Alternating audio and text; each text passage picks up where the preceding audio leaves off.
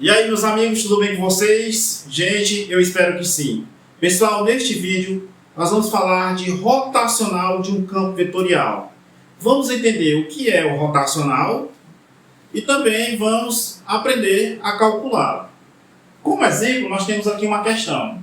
Sendo B um campo vetorial tridimensional, e aqui nós temos suas componentes, calcule o ROT de B, ou seja, calcule o rotacional de B. Gente, para começo de conversa, o rotacional de B é nada mais nada menos do que você pegar aqui, fazer o produto vetorial do operador nabla com o campo vetorial B, onde este operador nabla ele tem as seguintes coordenadas: del x, del y e del z. É um vetor, pessoal, diferencial, tá certo? Então, para calcular o rotacional de B, basta fazermos esse produto vetorial aqui. Mas o que é exatamente esse rotacional? Gente, o rotacional é uma operação vetorial que ela mede a tendência de rotação em torno de um ponto ou a vorticidade.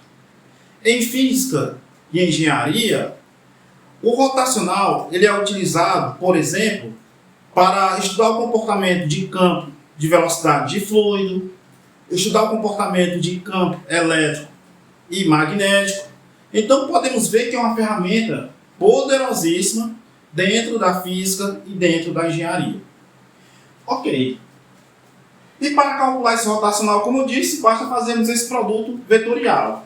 Aí você tem que lembrar, certo? E este produto vetorial de dois vetores, é só você calcular este determinantezinho aqui, ó.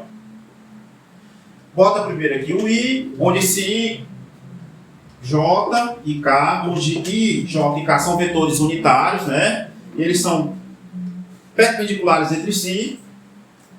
Depois vamos botar as coordenadas do nabla.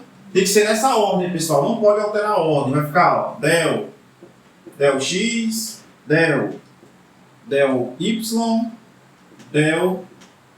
del z. E aí, ó, vamos botar as coordenadas agora aqui do B. Vai ficar menos o y, segunda coordenada x, terceira coordenada z.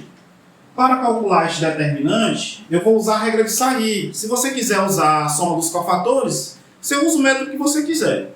Eu vou calcular com a regra de Saí. Vou repetir essas duas colunas. Vai ficar, ó, I, del x, menos o y, aí j, del y e aqui o x. Pronto. Agora é só calcularmos este determinantezinho aqui.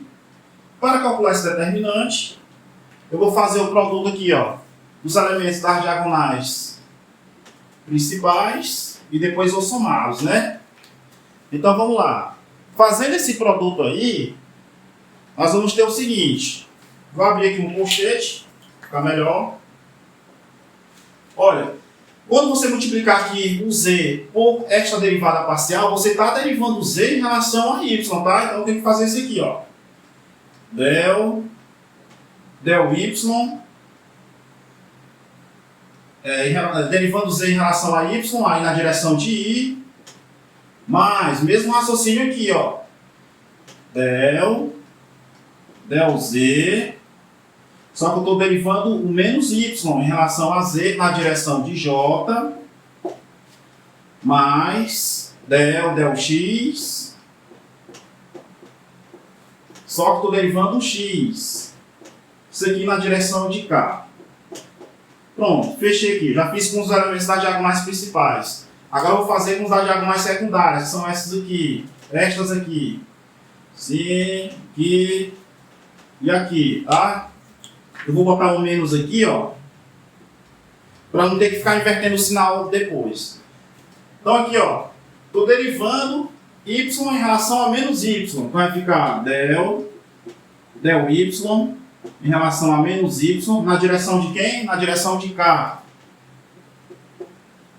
mais del z, derivando x em relação a z, vai ficar del z de x na direção de quê? Na direção de y,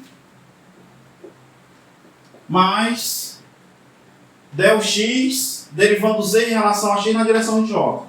Del x de z, deixa eu dar um espacinho aqui, de z na direção de j.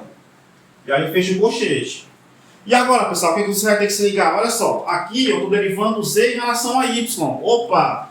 O z é constante, derivado de uma constante aqui pra gente é zero.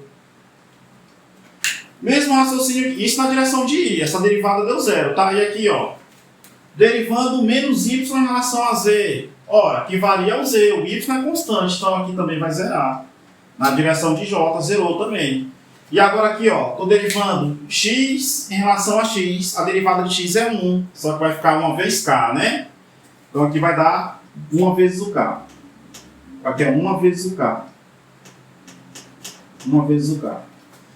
Aí, ó, eu tenho menos aqui, aí eu estou derivando menos y em relação a y. Isso vai dar menos 1, então vai ficar menos 1 vezes k, e menos 1 vezes k dá menos k. Com esse menos daqui, vai ficar mais k.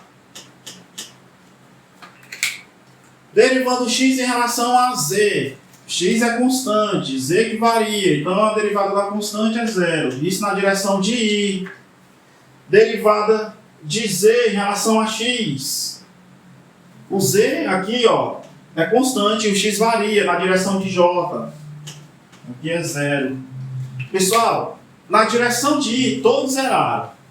Na direção de j também todos zeraram. Então, ó, esse produto vai ficar, na direção de y vai ficar 0 vezes o y, mais, na direção de j também todos zeraram, vai ficar 0 vezes o j, é 1 vezes, e na direção de k, k mais k dá 2k.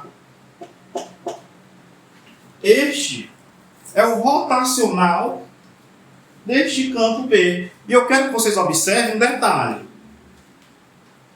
Este rotacional, ele é um vetor que está tendo componente só na direção de k. Aí você tem que lembrar. Temos aqui, ó, o vetor unitário k, o vetor unitário i e o vetor unitário j.